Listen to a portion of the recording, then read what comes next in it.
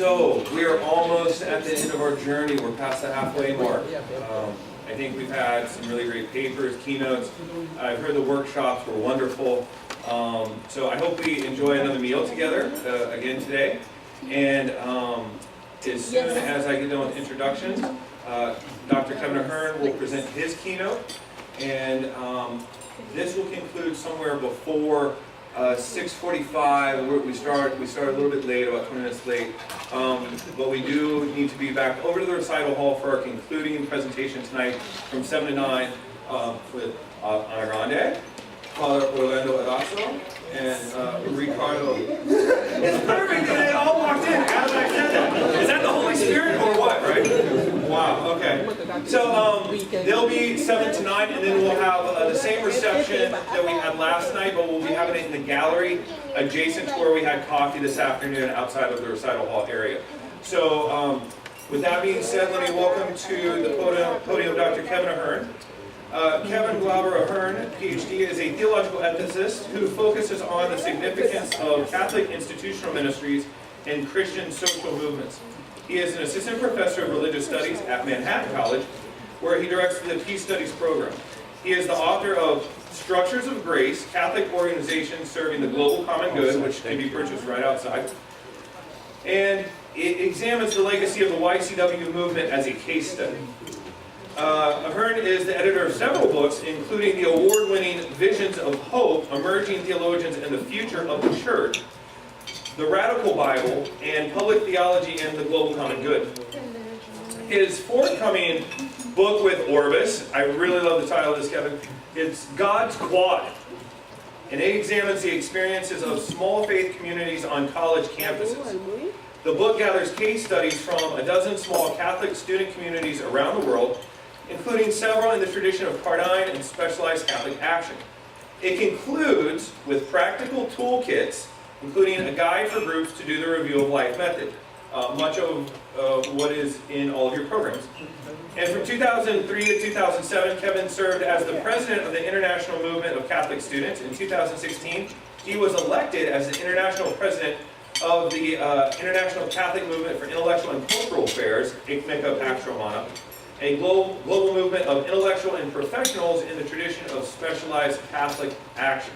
Kevin lives in Sleepy Hollow, New York, with his wife Beth and 3-year-old son Finn. So let's welcome to the stage Dr. Kevin Ahern.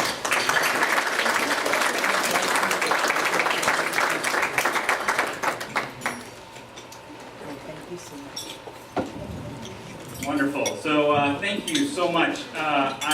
When I told my wife that I would be speaking at dinner here, her first question was, "People are going to have to eat while you're speaking?" And I said to myself, "Wow, what are dinners like at home?" And then my first question was, "When am I going to eat?" So we'll try to see if we can make this short. I recently rediscovered a whole bunch of photos in my archives from my time working as president of the Catholic Student Movement, including a visit that I did to Belgium. And in a random church basement in Brussels, I found that poster to the left there. And I don't know what date it was produced, but it was, I'm guessing, sometime in the 50s. And that is the listing of all the, not just Catholic, all the youth organizations in Belgium at the time. But what I think is significant, as you will see, so these are all the youth organizations, not just Catholic ones, not just Christian ones. You have the YMCA, YWCA, you have the Scouts, the Girl Scouts, as you can probably recognize some of their emblems there. But what is the dominant thing? The shield of that developed from the YCW, the Jacques model, the shield, right? So, and you notice on the other side, you have the image of, anyone know what that is? Guess what that is? Cardine's coat of arms when he was made cardinal, right? And so, I think the evangelization, of the poor, right? Think about, in some ways, I think Stefan, who we all wish was here with us, would obviously say that in many ways Pope Francis is in many ways a clear embodiment of a lot of the Cardine vision. So just wanted to draw that attention to us as some visual aids there. Thank you to Bob and to the organizers here, especially to the funders and those who sponsored this conference, to the exhibitors, to the Sisters of Charity, to everyone that's here, to our Maryknoll friends and others. I think we really need this conversation about how to engage the lay apostolate in a really new way. And I think there's some interesting spaces bubbling up here. And those of you who traveled far from Australia, from Europe, from other places, from Mauritius, thank you for coming here. So, on October 13th, 1964, Patrick Keegan, the son of an Irish coal miner in England, stood to address Vatican II. For the first time in history, a layperson who was not a monarch or royal delegate was invited to address an ecumenical council. Commenting on the draft document on the nature of the Church, De Ecclesia, Keegan stressed the importance of Catholic lay movements. And I'll quote Keegan here because I think it's really relevant.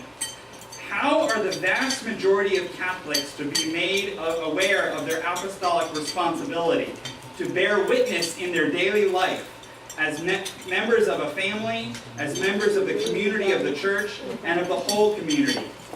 It is here that we see the first role of our organizations. It is clear that associations provide the most favorable conditions for Christian formation and for the sustaining the individual in the development of their creative potential and in the witness that they must bear to the world. The establishment and development of organized groupings should therefore be strongly encouraged. Like many of the other lay auditors at Vatican II, Keegan knew well the importance of lay movements. In his youth, he had been instrumental in establishing the YCW in England. He later served as the president of the International YCW, and at the time of Vatican II, he was president of the NNTC, the World Movement of Christian Workers, the YCW's adult counterpart. These two movements are among a constellation of around 10 movements in the tradition of specialized Catholic action. And in the handout, you'll see those listings of the movements of specialized Catholic action, and we'll get to why that's important. Among those, in particular, are the 6 global movements of young people in the tradition of specialized Catholic action. These, in my view, are arguably the most overlooked entities within 20th and 21st century Catholicism. When we tell people the impact of movements like the YCW or Miek Pax Romana or others have on the life of the church or politics, people think I'm making this stuff up. So I'm glad that I'm not the only one making it up, because for a lot of us who here are making this up together. So, but it's like I don't feel totally crazy. And you know, Bob and I have talked many times. I ask people in like my doctoral programs, you know, do you know that there were lay auditors at Vatican II? Well, yes, or maybe. You know, where did they came from? These movements? Oh, they were young people. They were women. People don't know these stories. These are forgotten memories that we need to tell. So. The influence of these movements can be seen in many aspects of Vatican II's teaching, the C. Georgiac method, as we know, the early development of liberation theology, and a lot of the Church's advocacy on behalf of social justice and human rights. We can also see the impact here in this room by people who have been shaped by the movements. So many of us, myself included, have come out of the YCW, the YCS, the IMCS movement. This is a really important development, and we're not alone in this. Major theologians from Gustavo Gutierrez, Tisabalo Surya, Albert Nolan have also, Congar, others have come out of these movements in some way, shape, or form. But beyond their historical impact, these movements raise an interesting theological question. How might God be at work in these movements as lay movements, particularly in those organized by marginalized groups, such as young people, workers, women, etc.? And what might it mean for these movements to have God, to recognize that God is in their midst? In this paper, I'll consider these questions drawing from the legacy of Joseph Cardine and the contemporary experiences of the youth movements he helped to inspire. Part 1 will consider Cardine's understanding as to why we need specialized movements and how that vision is lived today. Part 2 will examine some of the obstacles or structures of sin that make that vision difficult. And Part 3 will consider how a framework of structural grace can aid these movements as they move forward into the 21st century. Before exploring the theological significance of the movements of specialized Catholic action, it's helpful to review the unique background and how they embody the vision proposed by Joseph Cardine. Broadly, as many of us here already know, the origins of these movements are twofold. In 1912, a group of young women needleworkers formed a small community in the industrial city of Aachen to address the issues they faced in light of faith. Joseph Cardine was invited as their chaplain, but the responsibility, leadership, and even finances, and Cardine makes a point to stress this, even the finances were left in the hands of the young women. This is a really important point that I think often gets lost in telling the stories of the origins of the YCW, the group of young women that was at the beginning of it. Soon other groups were formed in the same style, and in 1925 Cardine received support from Pius XI for the Jacques movement by crashing, as the story goes, the papal palace to get his approval over and against his local bishop. The idea to create a specialized model of, for, and by young workers stood in tension with the prevailing general model of Catholic action that some bishops were seeking to impose in an effort to reclaim the lost vision of Christendom. Despite opposition from some church leadership, the Jacques movement spread to France in 1927, and by 1939, Jacques groups existed in over 50 countries. At the same time, university students were organizing their own specialized movements. In July 1921, following the First World War, students from many different countries in Europe, including and as well as Argentina and Java, Indonesia, met in Fribourg, Switzerland, and created the Union Internationale des Étudiants Catholiques, which later became the International Movement of Catholic Students, or Pax Romana. And this movement was focusing on organizing college students. And this movement, as a group, drew close to the work of Cardine, and including in 1938, they had Cardine as their major speaker at their 1938 World Congress in Yugoslavia. Like the Jacques, the Miek Pax Romana model came into conflict with the efforts of general Catholic action, which sought to control and unify all lay organizations under a hierarchically controlled umbrella. This was particularly lively as a tension in Italy, where the local Miek movement, the Fuci, struggled to assert their own autonomous student leadership in the context of the powerful Azione Cattolica Italiana.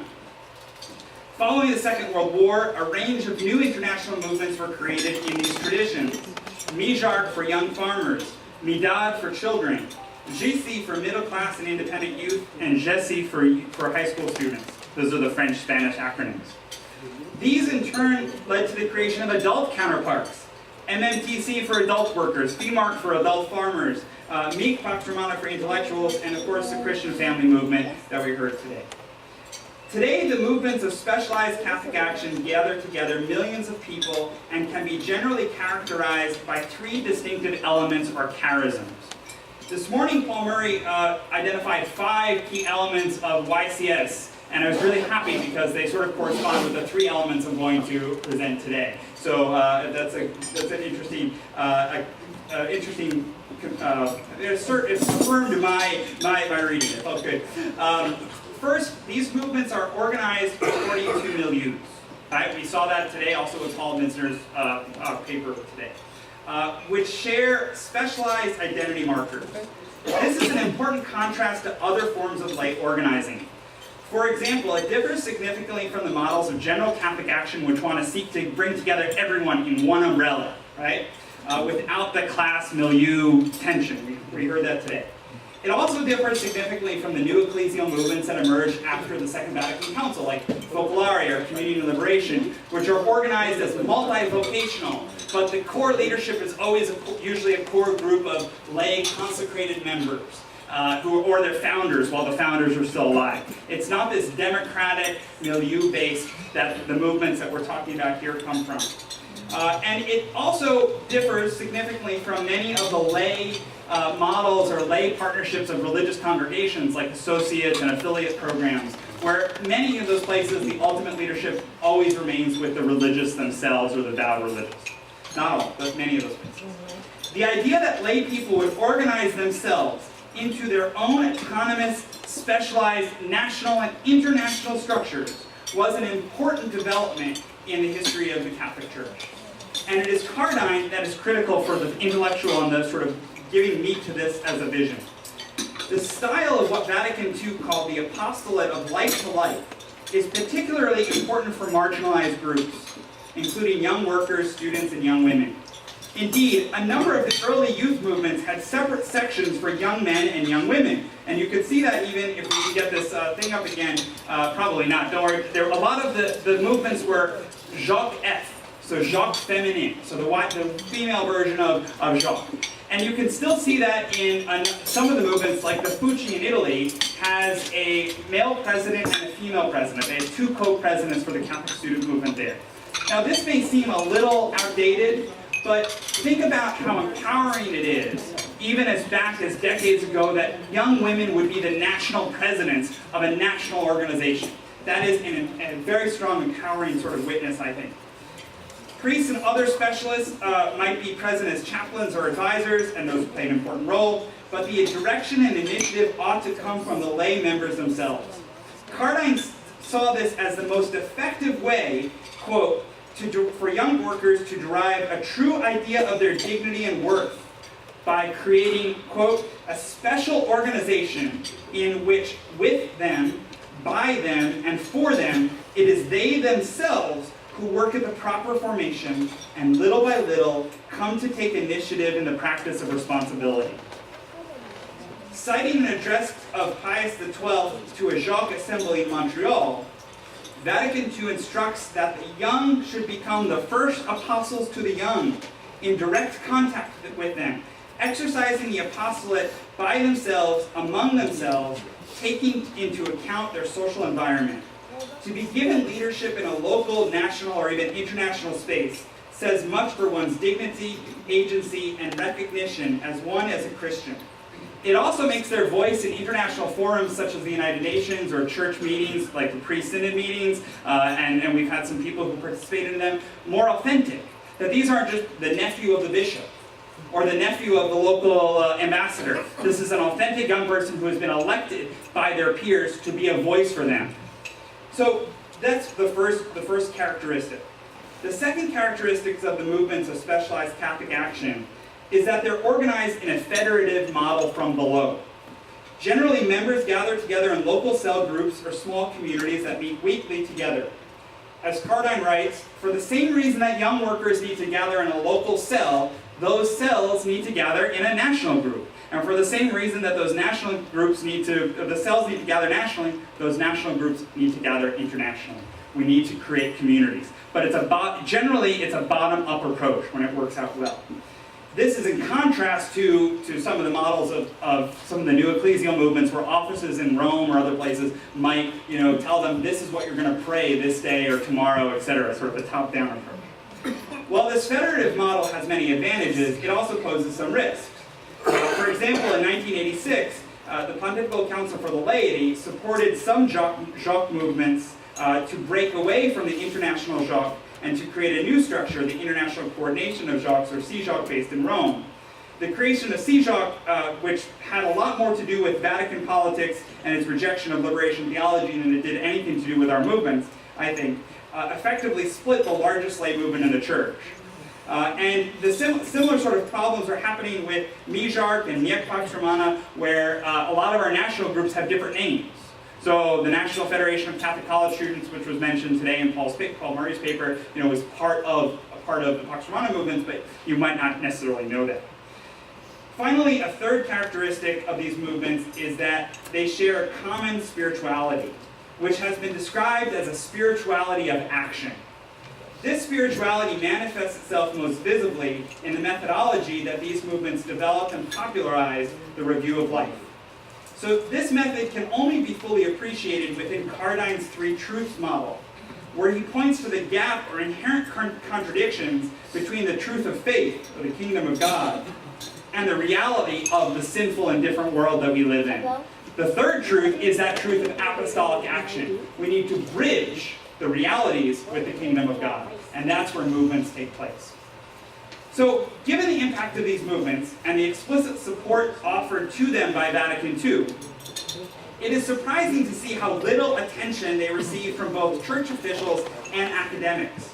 In some accounts of 20th century Catholicism, there is confusion between these groups and others with similar names, including the hierarchically controlled Catholic Action, and also the Catholic Worker Movement of Dorothy Day. I was at a major academic conference a few years ago, and the keynote of that conference kept talking about MMTC, and he was confusing that with the Dorothy Day Catholic Worker Movement. Said, oh, Catholic Worker, and he was thinking that it was Dorothy Day. Didn't really quite realize that they're very distinct entities, right?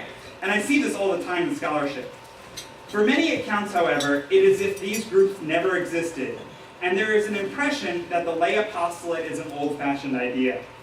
To be sure, these movements have seen a decrease in numbers, particularly in North America, and Paul's paper today was very important on the YCS that we saw. But these movements are still very much alive in many other countries. They're not dead by any means. Millions of members together, and some of the organizations individually have millions of members. They are among the most internationally diffuse movements, with more members than many of the religious congregations that we all know about. In their witness, these movements, especially in highly globalized countries, are challenged by several structures of sin. So I'll go through them quickly. The first is a globalization of indifference. Right? Pope Francis has talked a lot about this. We live in these bubbles that make it really hard to get together. If we're in indifferent spaces, it's very hard for us to see the value of a movement, if we're indifferent to the realities of the world. Indifference also leads sometimes to a type of Gnosticism, where I'm okay with my spirituality, I'm going to create a community of the like-minded, and I don't really care what's happening beyond my little community because we're perfect. Right? There isn't that missionary impulse, or that Gnosticism. Consumerism would be a second structure of sin, because it rejects the whole idea of commitment. With a consumer lens, youth work becomes a service profession rather than a vocation. Ministry gets framed as providing a certain set of commodities, spiritual commodities. So you don't like what this one group is doing, you're going to go to the other one, right? You're going to buy a different service. It's like going to a different supermarket, right? This is not how this is not how the church is supposed to work, but this is so often the case. And in fact, in this country, a range of national organizations serving young people and students has arisen. That whole focus of these groups is to provide what the National Catholic Reporter recently said as sort of the outsourcing of ministry. Right? We are outsourcing our ministry to for-profit entities that are doing youth work, which is a fascinating development. The third challenge, and I think a structure of sin in many, many ways, is clericalism. Right? And many of us know that clericalism for young people and youth movements is a double whammy. Because young people are not only kept away by clericalism because they are lay people, but they're also kept away because they're young. And in fact, some of the worst clericalism I've ever seen has been on the parts of lay people, even lay people who claim to be progressive and in the spirit of Vatican II. Though they make their work difficult, these three forces, indifference, consumerism, and clericalism, also create a context that makes witnessing to the witness of specialized youth movements more valuable and more prophetic than ever. So this raises some interesting questions for us, right? And I think we can see this in the lens of social and structural sin, which the inductive methodology of the See Judge Act, the dialogue with Marxism and sociological theories that a lot of our movements engaged in Latin America, these help to raise this whole awareness of structural sin. Right? That sin can work in social structures. John Paul II it drew from that and sort of responded to that in his document Reconciliation and Penitentia in 1984, where he cautioned not to ascribe moral agency to some collective entity, because he was worried that might absolve us of our individual responsibilities. So let's not blame the university for being racist and then ourselves, we're sort of free from that sinful nature, right? So, but I think the issues of these movements are in their witness to the gospel, in their formation of young people, in their ability to do advocacy work.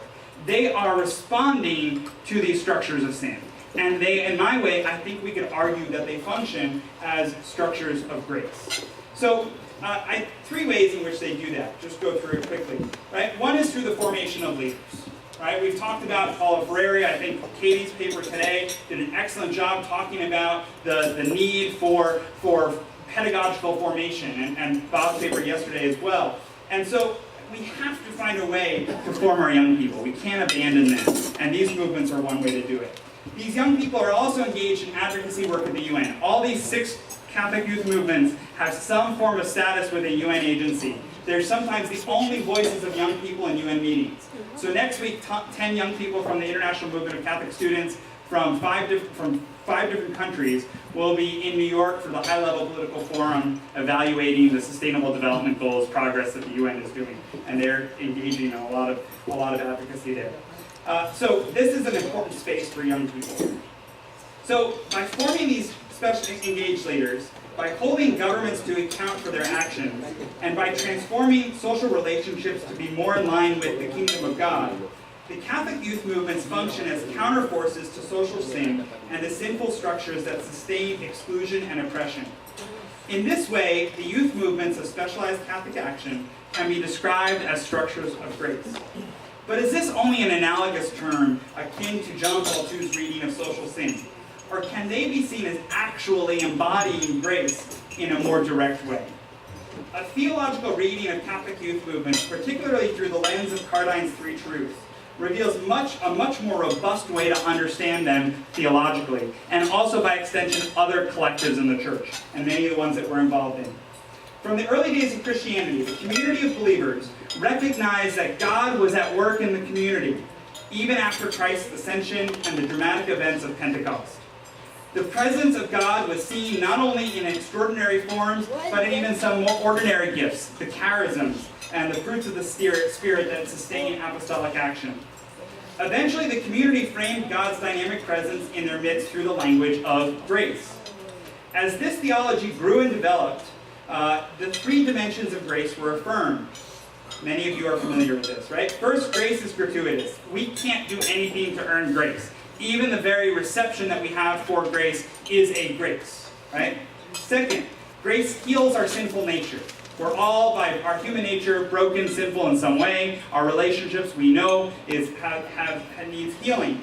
Grace heals us. And third, grace elevates us to a new reality to participate in God's Trinitarian love, this divinization that especially the Eastern churches draw our attention to. So but even despite the fact that Christians have affirmed these, there always remains this, as Pope Francis recently reminded us in his wonderful apostolic exhortation, Gaudete and Exsultate, a Pelagian temptation to ignore the necessity of grace, right? Especially in relation to good works. In an individualistic culture, it's easy for us to forget that we can't do it all on our own. And it's easy for us, especially when we're really excited about the organizations that we devote a lot of time to forget that God is the source of our good works. Right? When we do a lot for our organization and we spend many weekends away from our families at things like this, we can get so excited about it, and we're trying to sell it, right? Because we're always trying to sell it to funders and to bishops and others, right? And to get recruit new members, that we forget that it's not about us, right? That that there's something bigger than us. There's something bigger than our organizations, right? So I think Roger Haidt, a theologian, a Jesuit theologian, explains this dynamic well. By the way, I don't think we've had enough quotes from Jesuits here, so we have a lot of different I'll bring this in. So Haidt says, God and His grace are at the root of all love in this world. Whenever there is authentic love in this world, God is acting. God's grace, God's effective presence, is the driving force of all human goodness and love. And this is the ultimate basis of every form of authentic community. If what Haidt says is true, then God's grace must be present in some way through the prophetic work of these Catholic youth movements, as they work to serve those on the margins of society. To deny the presence of God's grace in the good works of Christian communities, comes close to a social Pelagianism. The truly good work of Catholic youth movements, in other words, are not the result of the heroic actions and decisions of individual leaders and members. Rather, they can be seen as being infused with God's motivating love, and this is something that needs to be celebrated. What then does this mean for the work that we're doing? Right? So we have several leaders here of these movements, and several of us accompany these movements. What does it mean to have a theological lens to the work that we're doing? Oh, thank you. I want to say there's an internal and external impact. Internally, within the movement, a more robust theological framework that can see the God at work in them can be constructive at a number of levels.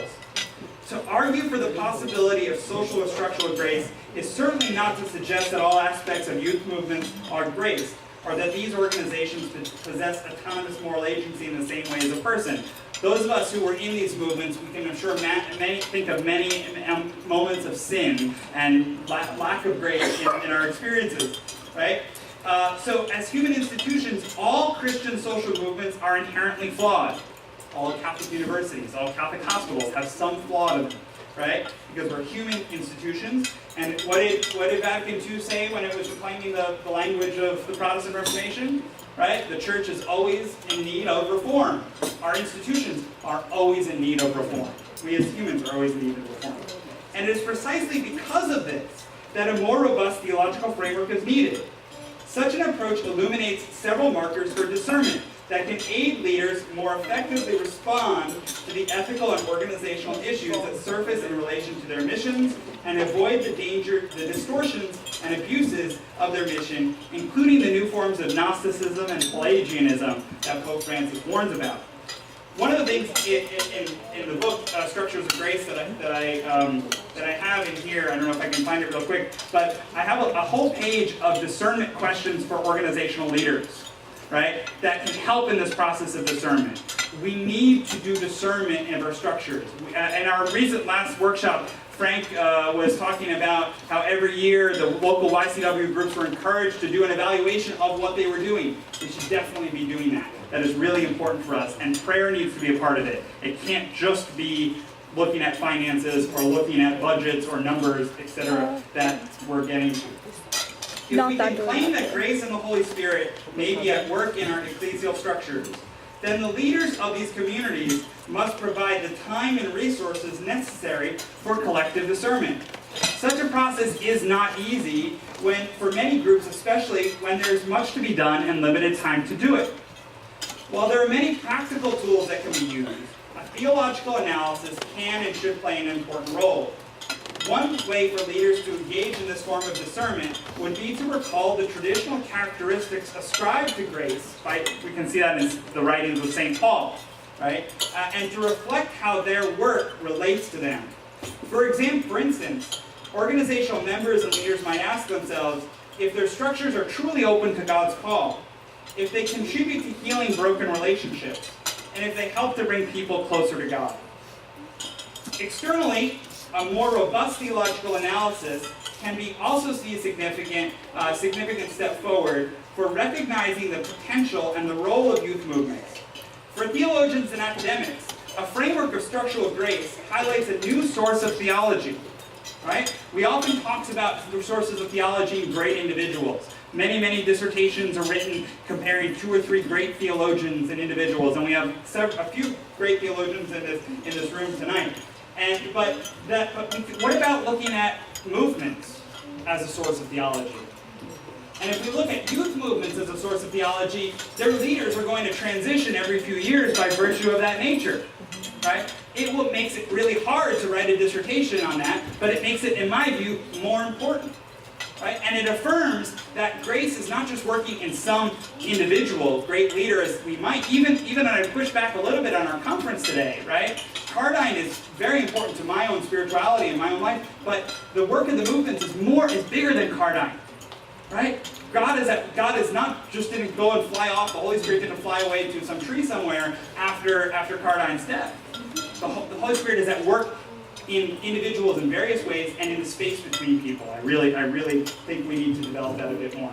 But this has a very practical side. In addition to more scholarship, it must result in more support for these movements, right? In both the Decree on the Apostolate of the Laity and in Gaudium et Spes, in 2 places in the Council writings.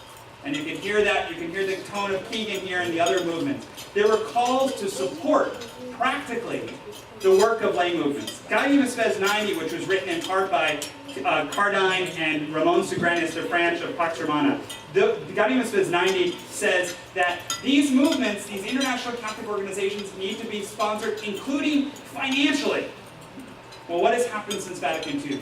The financial support for these movements has absolutely gone down, right? And so where is the church to support these youth groups, right? Those of us and those of you in this room who are doing this youth work, you know what it's like to anxiously worry, are you going to have enough budget for your mission next year? Are you going to be able to fund the project that you're looking for that you've already planned, or you're going to do that? That is a tremendously stressful experience, and yet many of us who have come out of these movements, we're not giving back to them, and I think that's something we have to look at. So, in conclusion, this September marks 20 years since I first became involved in a youth movement to specialized Catholic action through one of the national movements here in the United States, the National Catholic Student Coalition. As someone who has been involved in these movements for 2 decades, I am fully aware of their shortcomings, but I am also very much aware of the many ways that God is at work in their midst.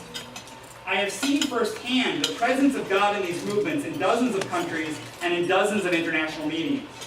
Like Patrick Keegan and Joseph Cardine and a host of other saints that we will never remember their names, I remain convinced that the lay movements of specialized Catholic action remain the most effective means to bridge the gap between the realities of an unjust and indifferent world and the call and the challenge of the kingdom of God, the three truths. Yesterday, Bob posed this question: how can we take Cardine's vision forward? What can we do going forward from here? My answer to that is organize. Organize, organize. Support the YCS groups forming in high schools. Get YCW groups forming in our communities where there are young people who are not in school or are working, and in our cities. How do we get them going? Work with IMCS groups in universities. Rethink youth ministry, right? We have to really prioritize this. Right? Just for example, in four-year Catholic colleges, or four-year colleges across the United States, only 25% of them have any form of Catholic presence. That means the vast majority of young adults in colleges are going unchurched. If you look at community colleges, where most people are lower income and much more diverse communities, it's only 2%. As a church, we are abandoning our young people. And just on a final note with that is with the worker priest movement started, many of you are familiar with this, right? By two chaplains of the Jacques movement in France, right? They asked this question: is France a mission country? I think we have to ask this question now. Is the United States, is the university in the United States, is the workplace in the United States, is the high school in the United States, are our inner city streets in Baltimore and Washington and Chicago, is this mission country? And we must claim that for the kingdom of God. So I'm really excited to be here. Thanks, Bob, and I appreciate it. Thank you. Right. Thank you.